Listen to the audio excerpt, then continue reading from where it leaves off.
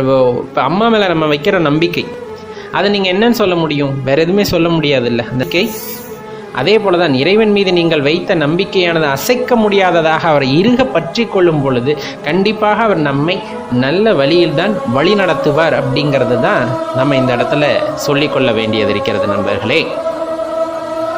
அதனால் நம்ம பிறப்பின் அடிப்படையில், வளர்ந்த அடிப்படையில் நம்ம யாராக வேணாலும் இருக்கலாம், எந்த குணம் உள்ளவராக வேண்டுமானாலும் இருந்திருக்கலாம் இதுவரையிலும்.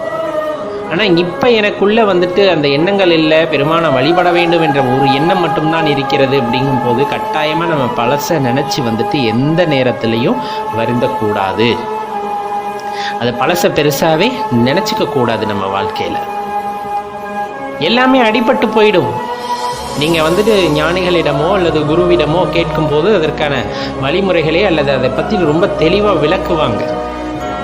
குணம் எப்படிப்பட்டவர்களாக இருந்தாலும் சரி, ஈசனை வழிபட நினைக்கும் அந்த தருணத்திலே, அவரை சரணடையும் அந்த தருணத்திலே எல்லாம் காணாமல் போகின்றது. அதற்கு மேலே நீங்கள் அவரோட கண்ட்ரோலுக்கு போயிடுறீங்க. அப்போ என்னன்னா அவரோட நினைவு மட்டும்தான் நம்ம மனசில் இருக்கும். அதை தவிர வேறு